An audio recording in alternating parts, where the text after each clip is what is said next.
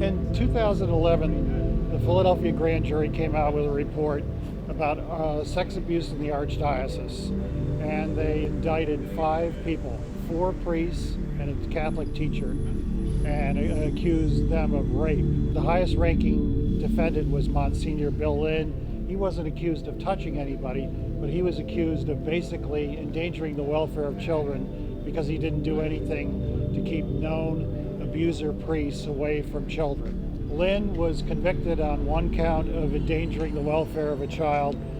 Father James Brennan, who was on trial with Lynn, his case ended up in a hung jury. A 3rd defendant, Edward Avery, a priest, pled guilty before the trial began. This is the second half of the Archdiocese sex abuse case. Here we have a Catholic priest, Charles Engelhardt, and a Catholic teacher, Bernard Shiro, both accused of raping the same 10-year-old altar boy. This kid was known in the grand jury report as Billy Doe. It's a pseudonym, but he's a 24-year-old young man from northeast Philadelphia.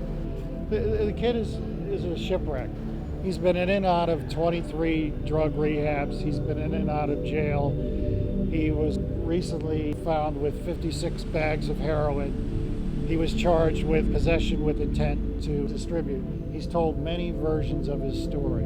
He's alleging that in 5th grade he was raped by 2 different Catholic priests. In 6th grade, he says his 6th grade teacher rapes him. But the details of the crimes change from place to place. In the case of Bernard Shiro, the Catholic school teacher that Billy Doe says raped him, Billy Doe gave authorities 3 different locations for where this rape took place. First, he said it happened in the classroom. Then he said it happened in a parking lot near a dumpster. Then he said it happened in a park. During the Bill Lynn case, when they put Billy Doe up on the witness stand, he was never questioned on any of his story, and the judge in the case made the cost of questioning this kid so high that the defense elected not to cross-examine him. So in effect, Billy Doe got a free pass his first time around. This time, the defendants in this case had a chance to cross-examine Billy Doe, and they found a lot of holes in his story, and Billy helped them because he's told a different story to everybody. After 2 weeks of testimony, we had closing arguments yesterday and today in the case. If you buy into the defense case, the defense says that Billy is someone who knows how to game the system. And when he's in his 20s, the district attorney basically presents him with a get-out-of-jail card. They go up to Graterford Prison and they take this kid out, and they take him to the district attorney's office, and they want him to tell this story. The prosecutor made a plea that where's the justice for Billy Doe? He was raped by 3 men.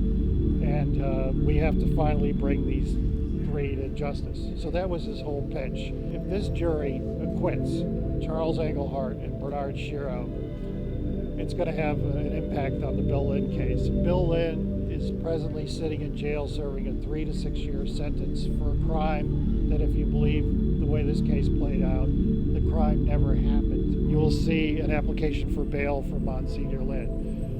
The appeal of Monsignor Lynn, however, they don't think they can get into this appeal, the lawyers have told me, because it wasn't part of the facts of their case. The judges charged the jury. They've begun deliberations. So right now, the entire case boils down to whether you buy Billy Doe's story or not. For BigTrial.net, I'm Cipriano.